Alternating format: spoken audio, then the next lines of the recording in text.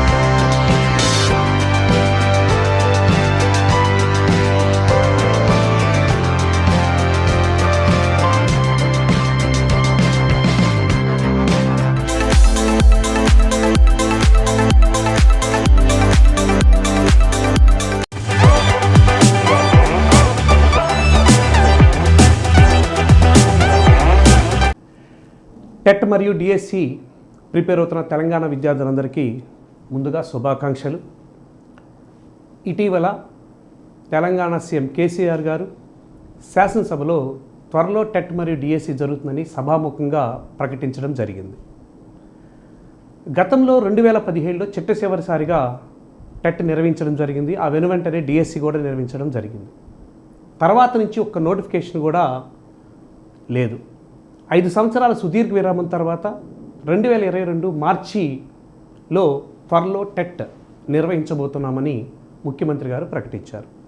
దానిలో భాగంగా పేపర్ 2 అంటే స్కూల్ అసిస్టెంట్ ఎగ్జామ్ రాయాలంటే పేపర్ 2 ఖచ్చితంగా రాయవలసి ఉంది. దానిలో ప్రధానమైనటువంటి అంశం సైన్స్ మెథడాలజీ. దాని గురించి చెప్పడానికి కోసం మీ ముందుకు వచ్చాను. నా పేరు ఏవిఎస్. మీ అందరికీ నేను ఆంధ్రజ్యోతి కాలమిస్ట్గా, ఎస్&ఎస్ పబ్లికేషన్ పుస్తక రచయితగా మీ అందరికీ పరిచితమే. అయితే దశాబ్ద కాలంగా ఏపీ తెలంగాణలలో డిఎస్సికి కానీ టెట్కి కానీ గ్రూప్ 1, గ్రూప్ 2, గ్రూప్ 4 లాంటి ఎస్ఐ కానిస్టేబుల్ లాంటి ఎగ్జామ్స్కి సంబంధించి ఏపీ తెలంగాణలో అగ్రగామిక సంస్థగా నిలిచినటువంటి ఎస్&ఎస్ పబ్లికేషన్స్లో నేను ఆన్లైన్ కోచింగ్ క్లాస్ చెప్పడానికి రావటం నాకెంతో సంతోషంగా ఉంది. ఈ ఎస్&ఎస్ పబ్లికేషన్స్ వారు మీకు 2 రకాలుగా సేవలు అందించడం జరుగుతుంది. ఒకటి బుక్స్ రూపంలో బుక్స్ రూపంలో మీ ముందుకు రావటం జరిగింది. ఈ ఎస్&ఎస్ పబ్లికేషన్లో ఉన్నటువంటి పుస్తకాల మొత్తాన్ని ఏపీ తెలంగాణలో టాప్ ఫ్యాకల్టీ, నెంబర్ 1 ఫ్యాకల్టీ పుస్తకాలు రాయించడం జరిగింది. దాంతోపాటు ఈ ఎస్&ఎస్ పబ్లికేషన్స్లో సైకాలజీ, ట్రై మెథడ్స్ కానీ, ఇంగ్లీష్ కానీ, గణితం, తెలుగు, సైన్స్, సోషల్ ప్రతి సబ్జెక్టు కూడా నెంబర్ 1 ఫ్యాకల్టీ రాయటం అనేది మీ అదృష్టం. దీంతోపాటు మీకు అదనపు సేవలు కావాలి అంటే ఎస్&ఎస్ పబ్లికేషన్స్ యాప్ అనేది ప్లేస్టోర్ నుంచి డౌన్లోడ్ చేసుకోండి.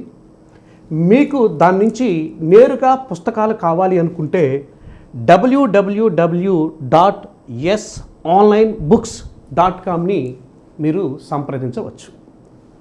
అయితే ఈ సైన్స్ మెథడాలజీ గురించి 2 మాటలు చెప్తాను. మీలో ఎవరైనా సరే స్కూల్ అసిస్టెంట్ మ్యాథ్స్ కానీ, స్కూల్ అసిస్టెంట్ ఫిజిక్స్ కానీ, స్కూల్ అసిస్టెంట్ బయాలజీ కానీ రాయాలి అంటే ఖచ్చితంగా టెట్ 2 అటెంప్ట్ చేయాల్సిందే. ఈ మ్యాథ్స్, ఫిజిక్స్, బయాలజీ స్టూడెంట్ అందరినీ కలిపి సైన్స్ స్టూడెంట్గా పరిగణిస్తారు. అంటే స్కూల్ అసిస్టెంట్ రాయబోయే మ్యాథ్స్ విద్యార్థి కానీ, బయాలజీ విద్యార్థి కానీ, ఫిజిక్స్ విద్యార్థి కానీ తప్పనిసరిగా టెట్ 2లో సైన్స్ మెథడ్స్ తప్పనిసరిగా చదవాల్సి ఉంటుంది. సైన్స్ మెథడ్స్లో ఫిజిక్స్ సంబంధించి, బయాలజీకి సంబంధించినటువంటి మెథడ్స్ చదవాలి. ఇక్కడ కనుక మీరు టెట్ 2లో క్షుణ్ణంగా చదవగలిగితే అది డిఎస్సిలో మీ మెథడాలజీకి చాలా కీలకమైనటువంటి పాత్ర వహించడానికి అవకాశం ఉంది. మీకు సైన్స్ మెథడాలజీ పేపర్ 2లో 6 మార్క్స్కి, డిఎస్సిలో ప్రతి మెథడాలజీ అంటే ఫిజిక్స్ వాళ్ళకి 16 మార్కులు, బయాలజీ వాళ్ళకి బయాలజీ అసిస్టెంట్ రాసేటప్పుడు 16 మార్కులు కేటాయించడం జరిగింది. ఈ పేపర్ 2లో సైన్స్ మెథడాలజీలో ప్రధానంగా 10 టాపిక్స్ ఉన్నాయి. ఈ 10 టాపిక్స్ కూడా గతంలో ఏ సిలబస్ అయితే ఉందో అదే సిలబస్ అనేది ఇవ్వటం జరిగింది. కొత్తగా ఎలాంటి మోడిఫికేషన్స్ లేదు. టాపిక్స్ అయితే 10 ఉన్నాయి, మార్క్స్ అయితే మాత్రం 6 మార్కులు. సైన్స్ మెథడాలజీ లేదా పెడగాజీ. ఫస్ట్ టాపిక్ వచ్చేసి definition, nature, structure and history of science. Definition అంటే నిర్వచనాలు, విజ్ఞాన శాస్త్రం లేదా సైన్స్ యొక్క నిర్వచనాలు, దాని యొక్క స్వభావం ఏంటి, విజ్ఞాన శాస్త్రం యొక్క నిర్మాణం ఏ విధంగా ఉంటుంది. ఆ తర్వాత విజ్ఞాన శాస్త్ర చరిత్ర, అంటే విజ్ఞాన శాస్త్రం ఏ విధంగా అభివృద్ధి చెందింది, దాని వెనక ఉన్నటువంటి శాస్త్రవేత్తల గురించి ఈ టాపిక్లో మనం నేర్చుకుంటాం. 2 AIIMS, values, instructional objectives of teaching science and academic standards. ఇది మీకు డిఎస్సిలో 3 చాప్టర్స్గా ఉంటుంది, కానీ టెట్లో 3 చాప్టర్స్ని కలిపేసి ఒకే చాప్టర్గా ఇవ్వటం జరిగింది. ఎయిమ్స్, వాల్యూస్ ఉద్దేశాలు మరియు విలువలు. Instructional objects of teaching science విజ్ఞాన శాస్త్ర బోధనా లక్ష్యాలు మరియు అకాడమిక్ స్టాండర్డ్స్ విద్యా ప్రమాణాలు. వాటిని చూడాలి. అంటే ఈ ప్రతి టాపిక్ ఫిజిక్స్లో ఉన్న, బయాలజీలో ఉన్న టాపిక్స్ 2 క్లబ్ చేసి ఒకేసారి నేర్చుకోవాలి. నేను చెప్పేటప్పుడు కూడా మీ సమయం ఆదా అవ్వటం కోసం, మీ శ్రమ ఆదా అవ్వటం కోసం, మీకు తేలిక అవగాహన అవ్వటం కోసం 2 టాపిక్స్లో ఉన్న అంశాలని ఒకే చోట చేర్చి సులభమైన పద్ధతిలో మీకు అందిస్తాను. 3వది వచ్చేసి మెథడ్స్ ఆఫ్ టీచింగ్ సైన్స్, విజ్ఞాన శాస్త్ర బోధన పద్ధతులు. 4 instruction material in teaching science, TLM in science, అంటే విజ్ఞాన శాస్త్ర బోధనలో బోధనోపకరణాలు అనేటటువంటి టాపిక్. 5 ఇన్స్ట్రక్షనల్ ప్లానింగ్, అంటే పథక రచనలు అనేటటువంటి టాపిక్. 6 సైన్స్ ల్యాబొరేటరీ, విజ్ఞాన శాస్త్ర ప్రయోగశాలలు. Next 7 science teacher, changing roles, విజ్ఞాన శాస్త్ర ఉపాధ్యాయుడు మరియు అతను పోషించేటటువంటి పాత్రలు. 8 science curriculum and its transaction, NCF 2005, SCF 2011. విజ్ఞాన శాస్త్ర పాఠ్య ప్రణాళిక అంటే ఏమిటి, దాని నిర్వచనాలు ఏమిటి, విజ్ఞాన శాస్త్ర పాఠ్య ప్రణాళికను ఏ విధంగా నిర్మిస్తారు, జాతీయ పాఠ్య ప్రణాళిక చట్టం నేషనల్ కరిక్యులం ఫ్రేమ్వర్క్ 2005 ఏం చెప్పింది, స్టేట్ కరిక్యులం ఫ్రేమ్వర్క్ 2011, అంటే రాష్ట్ర పాఠ్య ప్రణాళిక చట్టం 2011 ఏం చెప్పింది పాఠ్య ప్రణాళిక గురించి అనేటటువంటి అంశాలు దీంట్లో ఉంటాయి. నెక్స్ట్ 9 సైన్స్ టెక్స్ట్ బుక్స్, విజ్ఞాన శాస్త్ర పాఠ్య పుస్తకాలు. నెక్స్ట్ చివరి చాప్టర్ వచ్చేసి evaluation, CC, continuous comprehensive evaluation, నిరంతర సమగ్ర మూల్యాంకనం. ఫార్మేటివ్ అసెస్మెంట్, సమ్మేటివ్ అసెస్మెంట్, అంటే నిర్మాణాత్మక మూల్యాంకనం మరియు సంగ్రహణాత్మక మూల్యాంకనం. డిజైనింగ్ అండ్ టెస్ట్ అడ్మినిస్ట్రేషన్, అంటే పరీక్ష తయారీ మరియు నిర్వహణ. Analysis of scholastic achievement test, SAT, scholastic achievement test, సాధన పరీక్షని ఏ విధంగా తయారు చేస్తారు అనేటటువంటి టాపిక్స్ ఇవ్వటం జరిగింది. దానిలో భాగంగా ఒక చిన్న సబ్ టాపిక్ అనేది చెప్పుకుందాం. చారిత్రక పద్ధతి, హిస్టారికల్ మెథడ్ అంటాం. ఈ రోజున శాస్త్రం అభివృద్ధి చెందడం వల్ల విజ్ఞాన శాస్త్రం, అంటే విజ్ఞాన శాస్త్రంలో పరిశోధన జరగడం వల్ల విజ్ఞాన శాస్త్రం ఇంతింతై ఒటుడింతై బ్రహ్మాండమంతా వ్యాపించింది. ఈ రోజున ఎక్కడ చూసినా మానవుని యొక్క ప్రతి పనిలోనూ విజ్ఞాన శాస్త్రం ఇమిడి ఉంది. మరి ఇంత అభివృద్ధి చెందిన విజ్ఞాన శాస్త్రం ఒకే రోజులో వచ్చేసిందా అంటే, ఒకే రోజున అభివృద్ధి చెందిందా అంటే అభివృద్ధి చెందలేదు. ఎన్నో వందల వేల శాస్త్రవేత్తల కృషి ఫలితంగా, ఎన్నో వందల వేల సంవత్సరాలు శాస్త్రవేత్తల కృషి ఫలితంగా ఈ రోజున ఎంత విజ్ఞాన శాస్త్రం అభివృద్ధి చెందింది. కాబట్టి ఏ శాస్త్రవేత్త ఏ సంవత్సరంలో ఏమి కనుక్కున్నాడు, అది కనుక్కోవడానికి దారితీసిన పరిస్థితులేంటి, ఆవిష్కరణ చేసిన తర్వాత దాని యొక్క ప్రభావం మానవ సమాజం పైన ఏ విధంగా ఉంది, ఆ శాస్త్రవేత్త యొక్క జీవిత చరిత్రలేంటి, ఆనాటి సాంఘిక రాజకీయ ఆర్థిక పరిస్థితులు ఎలా ఉండేవి, ఇవన్నీ చెప్పడానికి ఉపయోగపడేటటువంటి బోధనా పద్ధతిని మనం ఏమంటామంటే చారిత్రక పద్ధతి అంటాం. అంటే ఒక విషయం కాలానుగుణంగా కాలగర్భంలో ఏ విధంగా మారిందో తెలియచేయటానికి ఉపయోగపడే పద్ధతిని మనం ఏమంటారంటే చారిత్రక పద్ధతి. ఇది కూడా ఒక ఉపాధ్యాయ కేంద్రీకృత పద్ధతి అయినప్పటికీ కూడా ఇది కొంతమేరకు మనోవైజ్ఞానికంగా తగినట్లు ఉంటుంది. ఎందుకోసం అంటే పిల్లలకి కథలంటే ఇష్టం. చరిత్రలో జరిగిన సంఘటనలన్నీ కథల మాదిరిగా చాలా ఆసక్తికరంగా ఉంటాయి. కాబట్టి ఓ రకంగా చెప్పాలంటే ఉపాధ్యాయ కేంద్రీకృత బోధనా పద్ధతిలో చారిత్రక పద్ధతి కూడా కొంత మేరకు మనోవైజ్ఞానికంగా తగిన పద్ధతిగానే మనం పరిగణించవచ్చు. చారిత్రక పద్ధతిని 4 రకాలుగా చెప్పొచ్చు. ఒకటి ఉపఖ్యానక పద్ధతి, ఎనక్టోడల్ అప్రోచ్ అంటాం. 2 జీవిత చరిత్ర పద్ధతి, జీవిత చరిత్ర పద్ధతి, బయోగ్రఫికల్ అప్రోచ్ అంటాం. 3వది పరిణామ పద్ధతి, ఇవల్యూషనరీ అప్రోచ్ అంటాం. 4వది సాంఘిక పద్ధతి అంటాం, సోషల్ అప్రోచ్. చారిత్రక పద్ధతిని 4 విధాలుగా చెప్పుకోవచ్చు. ఒకటి ఉపఖ్యానక పద్ధతి అంటే ఏం లేదు, శాస్త్రవేత్త యొక్క అనుభవాలను ఆధారంగా చేసుకొని వారి జీవితంలో జరిగినటువంటి సంఘటనలను ఆధారంగా చేసుకొని ఆ శాస్త్రవేత్త ఏమి కనుక్కున్నాడు, అది కనుక్కోవడానికి దారి తీసిన పరిస్థితులు ఏంటో చెప్పడానికి ఉపయోగపడే పద్ధతిని మనం ఏమంటారంటే ఉపఖ్యానక పద్ధతి అంటాం. ఉదాహరణ కనుక చూస్తే ఉపఖ్యానక పద్ధతిలో కొన్ని ఎగ్జాంపుల్స్ చూద్దాం. కెకులే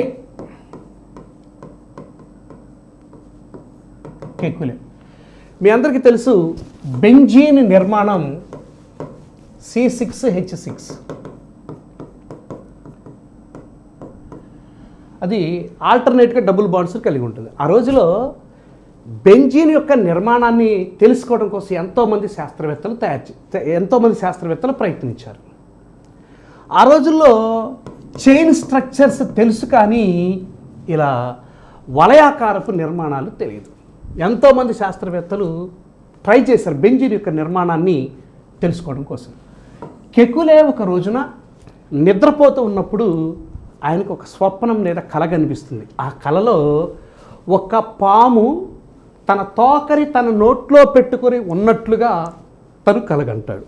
ఒక్కసారి మెలకు వచ్చి చూస్తే అప్పుడు తను దాన్ని బేస్ చేసుకొని బెంజీన్ నిర్మాణం ఎందుకు గుండ్రంగా ఉండకూడదు అని ఆలోచించి బెంజీన్ యొక్క నిర్మాణాన్ని కనుక్కోవడం జరిగింది. చూసారా, ఇక్కడ ఆయన జీవితంలో జరిగినటువంటి అనుభవాల్ని బేస్ చేసుకొని బెంజీన్ యొక్క నిర్మాణం ఏ విధంగా వచ్చిందో బోధించాం. ఈ పద్ధతిని మనం ఏమంటారంటే ఉపఖ్యానక పద్ధతి, ఎనక్టోడల్ మెథడ్ అంటారు.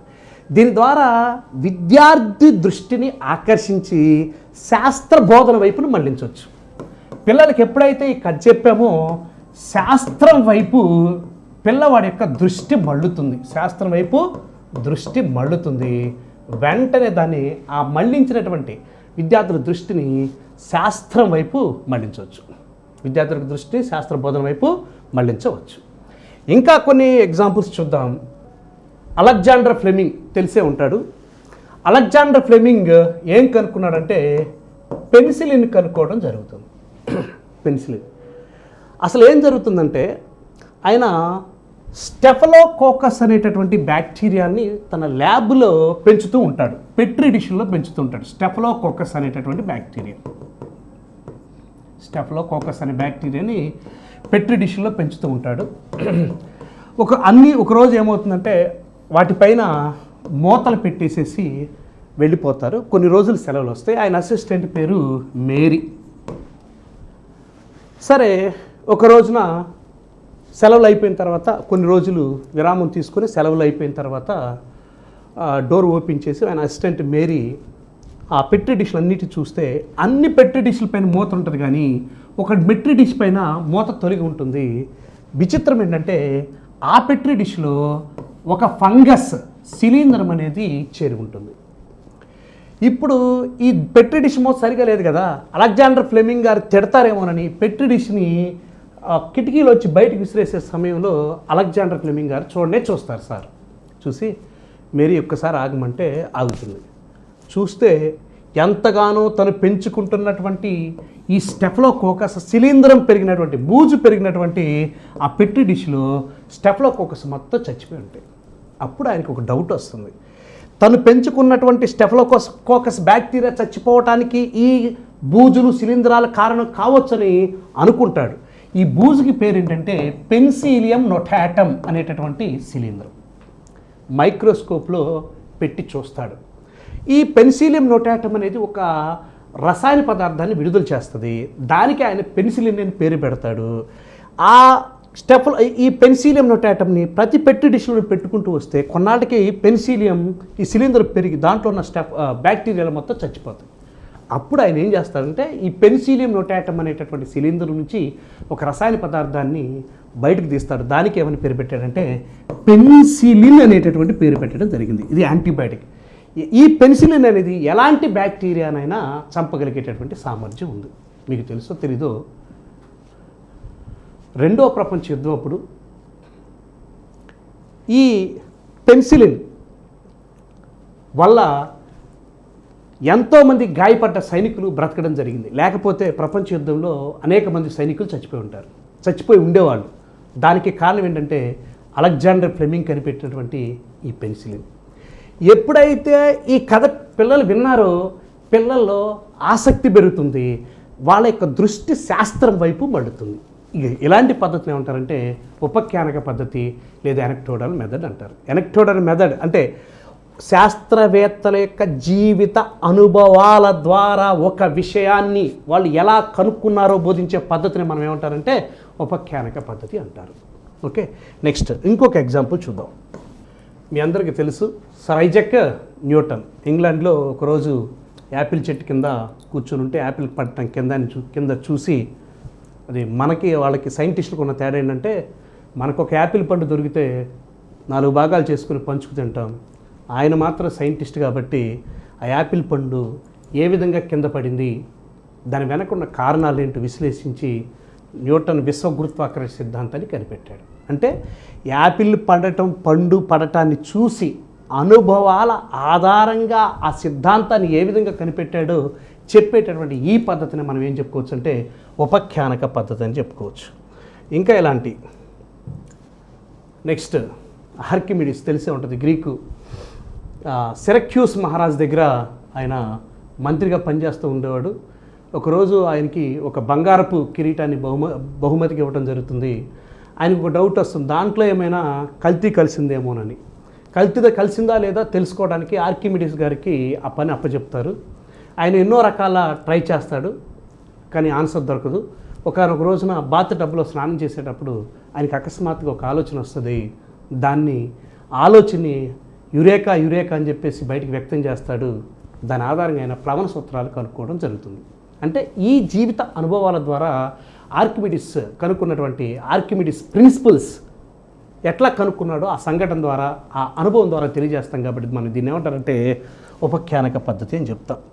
జేమ్స్ వాట్ స్టీమ్ ఇంజిన్, ఒకరోజు వాళ్ళ మదరు భోజనం వండేటప్పుడు ఏదో పనుండి జేమ్స్ వాట్ని వంట దగ్గర కూర్చోబెట్టి బయటికి వెళ్తుంది. ఆ పిల్లవాడు దాన్ని పరిశీలిస్తున్న సమయంలో ఆమె ఆ వంట పాత్ర పైన ఉన్నటువంటి ప్లేటు అటు ఇటు కదలటాన్ని చూసి నీటి ఆవిరికి కూడా కదిలే శక్తి ఉంటుందనేటటువంటి ఉద్దేశంతో ఆవిరి యంత్రాన్ని కనుక్కోవటం, ఆ తర్వాత పారిశ్రామిక రంగం ఉరకలెత్తటం అనేది మనం పరిశీలించవచ్చు. ఈ రకంగా శాస్త్రవేత్తల జీవితంలో జరిగినటువంటి అనుభవాల ఆధారంగా వాళ్ళు ఏం కనుక్కున్నారో మనం కనుక చెబితే అలాంటి చారిత్రక పద్ధతిని మనం ఏం చెప్పుకోవచ్చు అంటే ఉపఖ్యానక పద్ధతి, ఎనక్టోడల్ మెథడ్ అంటారు. దీని ద్వారా విద్యార్థుల యొక్క దృష్టిని శాస్త్రం వైపు మళ్లించడానికి అవకాశం ఉంటుంది. నెక్స్ట్ రెండోది వచ్చేసి జీవిత చరిత్ర పద్ధతి. శాస్త్రవేత్తల యొక్క జీవిత విశేషాలను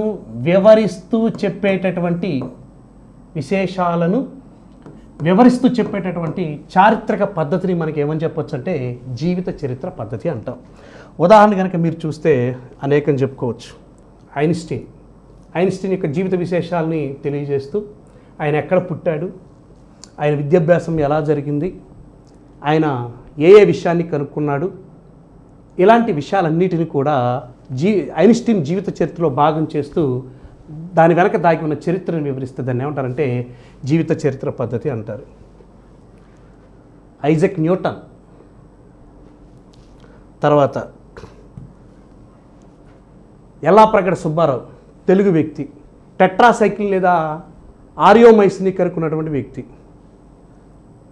బ్రిటిష్ వాళ్ళు భారతదేశాన్ని పరిపాలించే రోజుల్లో ప్లేగ్ వ్యాధితో ఊళ్ళే తుడిచిపెట్టుకుంటున్న సమయంలో పెన్సిలిన్ కనుక్కొని అద్భుత ఔషధ సృష్టికి మాంత్రికుడిగా పేరుగాంచినటువంటి యల్లాప్రగడ సుబ్బారావు యొక్క జీవిత విశేషాలను వివరిస్తూ చెప్పేటటువంటి చారిత్రక పద్ధతిని మనం ఏమనుకోవచ్చు అంటే జీవిత చరిత్ర పద్ధతి. నెక్స్ట్ అరిస్టాటిల్, జీవశాస్త్రానికి పితామహుడు, జంతు శాస్త్రానికి పితామహుడు, దాదాపు చాలా శాస్త్రాలకు పితామహుడుగా పేరుగాంచినటువంటి అరిస్టాటిల్ యొక్క జీవిత విశేషాలను వివరిస్తూ బోధించే పద్ధతిని మనం ఏమని చెప్పొచ్చు అంటే జీవిత చరిత్ర పద్ధతి. దీనివల్ల శాస్త్రవేత్తల యొక్క కృషి తెలుస్తుంది, శాస్త్రం పట్ల పిల్లాడికి అభిరుచి ఏర్పడుతుంది, శాస్త్రవేత్తలంటే గౌరవం ఏర్పడుతుంది. జీవిత చరిత్ర పద్ధతి ద్వారా పిల్లలకి శాస్త్రం పట్ల అభిరుచి పెరుగుతుంది, శాస్త్రవేత్తల పైన గౌరవం పెరుగుతుంది. మూడోది పరిణామ పద్ధతి. ఏదైనా ఒక విషయం కాలానుగుణంగా ఏ విధంగా మారుతుందో వివరిస్తే ఆ పద్ధతిని ఏం చెప్పాలంటే పరిణామ పద్ధతి. ఏదైనా ఒక విషయము కాలానుగుణంగా ఏ విధంగా మారుతుందో తెలియచేసేటటువంటి చారిత్రక పద్ధతిని ఏమంటామంటే పరిణామ పద్ధతి అంటాం. అంటే ఒక విషయం కాలానుగుణంగా మారుతుందంటే సైన్స్ ఈజ్ డైనమిక్, శాస్త్రము గతిశీలమైనది అనేటటువంటి విషయాన్ని తెలియజేయడానికి పరిణామ పద్ధతి ఉపయోగపడుతుంది. సైన్స్ ఈజ్ నాట్ స్టాటిక్, విజ్ఞాన శాస్త్రం స్తబ్దంగా ఉండదు, విజ్ఞాన శాస్త్రం గతిశీలంగా ఉంటుంది, విజ్ఞాన శాస్త్రంలో ప్రతి విషయము మారుతుంది అని చెప్పడానికి పరిణామ పద్ధతి అనేది ఉపయోగపడుతుంది. ఎగ్జాంపుల్స్ కనుక చూసినట్లయితే మీ అందరికీ తెలుసు పరమాణు నిర్మాణాన్ని.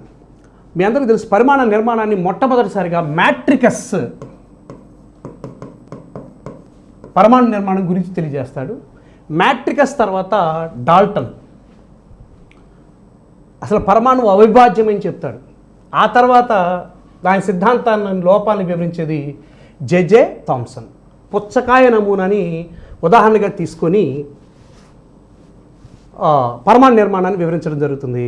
ఆ తర్వాత రోదర్ఫర్డ్ ప్రయోగం చేసి పరమాణు నిర్మాణాన్ని వివరిస్తాడు.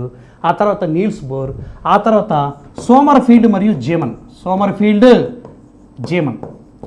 ఈ విధంగా పరమాణు నిర్మాణాన్ని ప్రతిపాదించేటప్పుడు మొదట మ్యాట్రికస్, తర్వాత డాల్టన్, తర్వాత థామ్సన్, తర్వాత రోదర్ఫర్డ్, తర్వాత బోర్.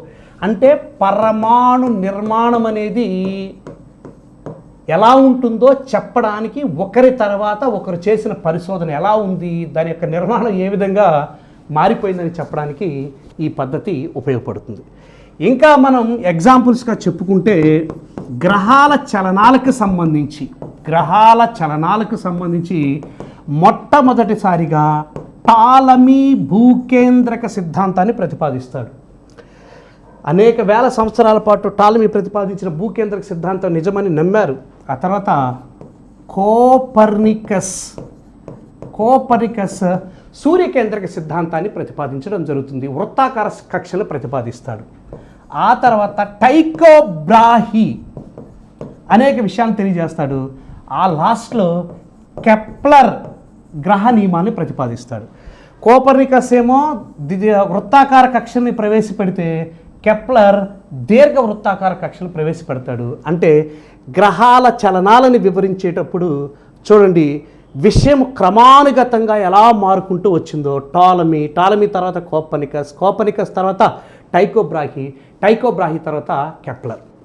ఆ తర్వాత కాంతి యొక్క ధర్మాలు ఏ విధంగా ఉంటుంది, కాంతి యొక్క స్వభావం ఏ విధంగా ఉంటుందో తెలియజేయడం కోసం మొట్టమొదట ప్రయోగం చేసింది ఎవరంటే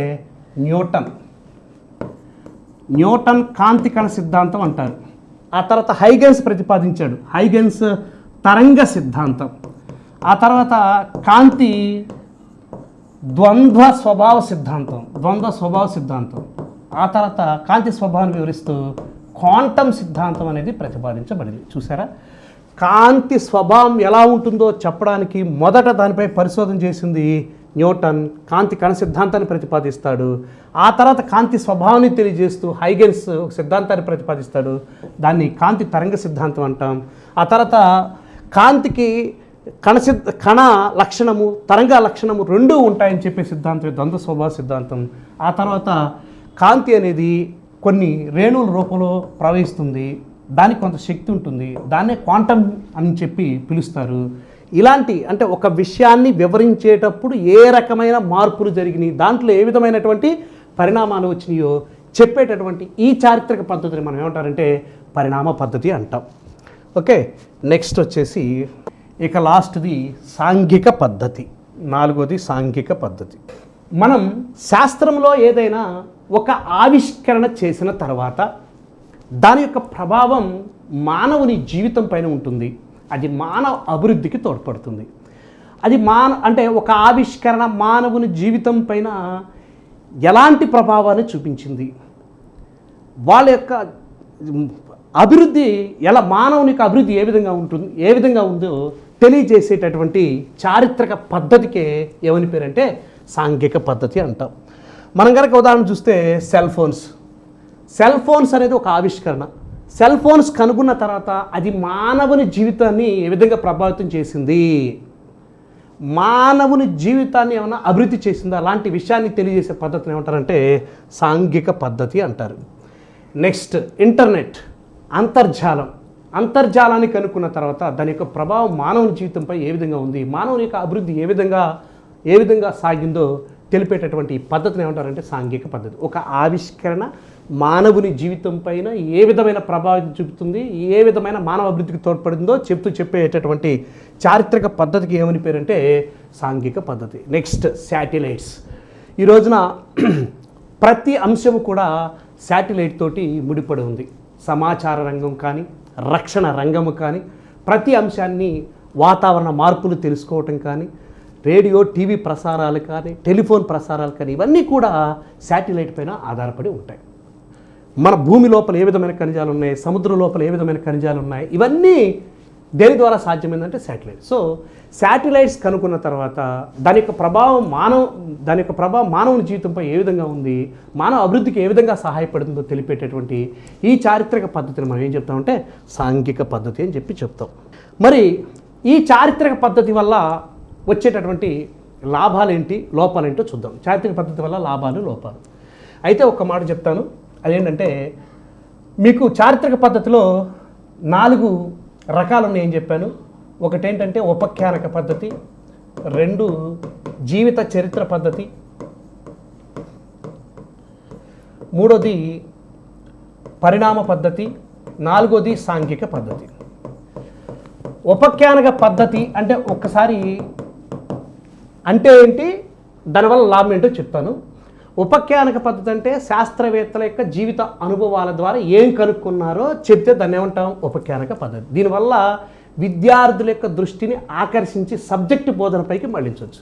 జీవిత చరిత్ర పద్ధతిని ద్వారా బోధించడం వల్ల కలిగేటటువంటి లాభం ఏంటంటే పిల్లాడికి శాస్త్రం పట్ల అభిరుచి పెరుగుతుంది, శాస్త్రవేత్తలంటే గౌరవం ఏర్పడుతుంది. పరిణామ పద్ధతి వల్ల కలిగే లాభం ఏంటంటే శాస్త్రము నిరంతర మార్పులకు లోనవుతుంది, శాస్త్రము స్తబ్దంగా ఉండదు, శాస్త్రం గతిశీలమైనది అనేటటువంటి విషయాన్ని తెలుపుతుంది. సాంఘిక పద్ధతి ఒక ఆవిష్కరణ మానవుని యొక్క జీవితాన్ని ఏ విధంగా ప్రభావితం చేస్తుంది, అది మానవ యొక్క అభివృద్ధికి ఏ విధంగా తోడ్పడిందో చెప్పేటటువంటి పద్ధతిని ఏమంటారంటే సాంఘిక పద్ధతి అంటారు. మరి లాభాలు ఏంటో చూద్దాం. ఇప్పుడు చెప్పినవన్నీ కూడా లాభాలే. ఒకటి ఏమిటంటే చిన్నపిల్లలకి కథలంటే చాలా ఇష్టం. కాబట్టి చారిత్రక పద్ధతిలో పాఠాలు బోధిస్తే చిన్నపిల్లలకు ఆసక్తికరంగా ఉంటుంది, వారిలో శాస్త్రం పట్ల అభిరుచి పెరుగుతుంది. నెక్స్ట్ శాస్త్రవేత్తల జీవిత చరిత్రలు తెలుసుకోవటం వల్ల వాళ్ళకి శాస్త్రవేత్తలంటే గౌరవం ఏర్పడుతుంది, శాస్త్రాన్ని చదవాలి అనేటటువంటి ప్రేరణ కూడా కలుగుతుంది. శాస్త్రవేత్తలు ఎంతోమంది శాస్త్ర అభివృద్ధి కోసం తన ప్రాణాలను సైతం లెక్క చేయక శాస్త్రం కోసం పాటుపడిన విషయాన్ని తెలుసుకుంటాడు. ఉదాహరణకి సోక్రటిస్ శాస్త్రాన్ని సత్యాలను వెల్లడించడం వల్ల విషం పెట్టి చంపుతారు.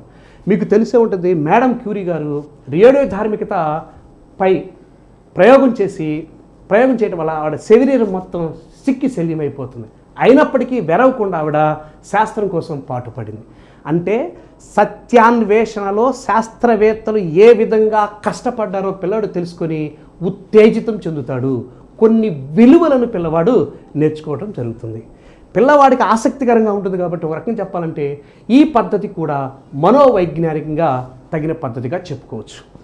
శాస్త్రం ఏ విధంగా అభివృద్ధి చెందింది అనే విషయం కూడా తెలుసుకుంటాడు. శాస్త్రం ఒక్క రోజులో రాలేదు, ఎంతోమంది శాస్త్రవేత్తల కృషి ఫలితంగా వచ్చింది అనేటటువంటి విషయాన్ని కూడా పిల్లాడు తెలుసుకుంటాడు. ఆ తర్వాత శాస్త్రవేత్తల యొక్క జీవిత చరిత్రను చదివి ఇన్స్పైర్ అయ్యి ఉత్తేజితం చెందుతాడు. ఒక రకంగా చెప్పాలంటే పిల్లాడిలో ఉత్తేజిత విలువ కూడా అభివృద్ధి చెందుతుంది. ఇంకా చెప్పాలంటే పిల్లవాడికి చారిత్రక పద్ధతిలో చరిత్రకు సంబంధించినటువంటి పుట్టు పూర్వోత్తరాలు మొత్తం తెలుస్తాయి. కాలానుగుణంగా శాస్త్రంలో ఏ మార్పులు వచ్చాయో కూడా పిల్లాడికి తెలుస్తుంది. పిల్లవాడు నెక్స్ట్ ఈ పద్ధతిలో ఉపాధ్యాయుడు పాఠం చెప్పేటప్పుడు తన కల్పనా శక్తిని కనుక ఉపయోగిస్తే పాఠం చాలా అద్భుతంగా వస్తుంది. అంటే చరిత్రలో జరిగినటువంటి కథలను చెప్పేటప్పుడు ఉపాధ్యాయుడికి కల్పనా శక్తి ఉంటే ఉపాధ్యాయుడు విద్యార్థులను రంజింప చేయడానికి కూడా అవకాశం ఉంటుంది. ఇవన్నీ కూడా చారిత్రక పద్ధతిలో ఉన్నటువంటి లాభాలు. మరి చారిత్రక పద్ధతి ఉపయోగించడం వల్ల కలిగేటటువంటి లోపాలు కూడా ఉన్నాయి. మొట్టమొదటి లోపం ఏంటంటే ఇది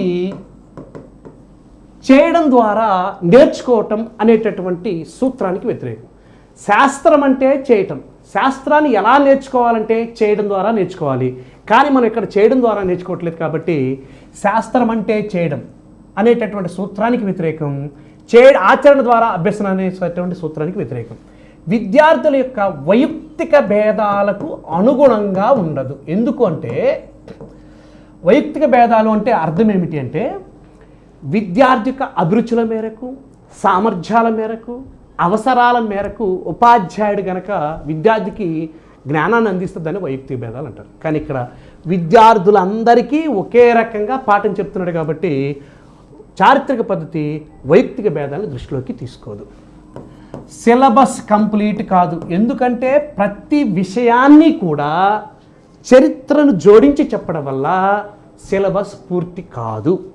ఇంకో రకంగా చెప్పాలంటే అసలు ఉపాధ్యాయుడు ప్రతి శాస్త్రవేత్త ఒక విషయాన్ని ఏ విధంగా కనుక్కున్నాడు, అది కనుక్కోవడానికి దారితీసిన పరిస్థితులు ఏంటి, ఈ విషయాలన్నీ చెప్పాలి అంటే ఆయనకి సంబంధించిన జీవిత విశేషాలను ఆసక్తికరంగా చెప్పాలంటే ఉపాధ్యాయుడు అనేక పుస్తకాలను చదవవలసి ఉంటుంది. అనేక పుస్తకాలని చదవాల్సి ఉంటుంది. మరి అన్ని పుస్తకాలు చదవడానికి ఉపాధ్యాయుడికి సమయం ఉందా, అన్ని పుస్తకాలు అందుబాటులో ఉన్నాయా అనేటటువంటి విషయాన్ని కూడా ఆలోచించాలి. నెక్స్ట్ దీంట్లో చారిత్రక విషయాలని చెప్పడం వల్ల చరిత్రకు సంబంధించినటువంటి చారిత్రక విషయాలను జోడించడం వల్ల అసలు విషయాలు మరుగున పడటానికి అవకాశం ఉంది. చరిత్రలో జరిగిన విషయాలన్నిటిని జోడించుకుంటూ అన్నిటికీ ఉదాహరణకి రక్త ప్రసరణ వ్యవస్థ గురించి చెప్పాలి. ఆ రక్త ప్రసరణ వ్యవస్థ గురించి దమ్మలను ఎవరు కనుక్కున్నారు, సిరలు ఎవరు కనుక్కున్నారు, దమ్మలు కనుక్కోవడానికి దారి తీసిన పరిస్థితులు ఏంటి, శిల కనుక్కోవడానికి దారి తీసిన పరిస్థితులు ఏంటి, రక్తకేశ నాళికలు కనుక్కోవడానికి దారి తీసిన పరిస్థితులు ఏంటి, ఆ గుండె పనితీరు మొదటిసారిగా ఎవరు పరిశీలించారు, తర్వాత ఎవరు పరిశీలించారు, ఎట్లా, ఈ విషయాలన్నీ చెప్పుకుంటూ వెళితే చారిత్రక విషయాలతో నిండిపోయి అసలు విషయాలు మరుగున పడిపోవడానికి అవకాశం ఉంది. ఇంకా వీటితో పాటు ఉపాధ్యాయుడికి చారిత్రక పద్ధతిలో చెప్పేటప్పుడు కథాగమనం గనక సరిగా లేకపోతే, అంటే ఉపాధ్యాయుడికి వాక్పటిమ లేకపోతే విద్యార్థులకి వ్యతిరేక భావనలు రావడానికి అవకాశం ఉంది. అంటే రక్తి కట్టించలేకపోతే బోర్ ఫీల్ అవటానికి అవకాశం ఉంది. ఇంకా చెప్పాలి అంటే వరకం చెప్పాలంటే ఉపాధ్యాయుడు ఈ చారిత్రక విషయాలను చెప్పేటప్పుడు ఊహాశక్తిని లేదా తన యొక్క ఆత్మాశ్రయతను జోడించడం వల్ల శాస్త్రం ఖచ్చితత్వంతో బోధించడానికి అవకాశం ఉండదు. ఇవి చారిత్రక పద్ధతి వల్ల కలిగేటటువంటి లోపాలు.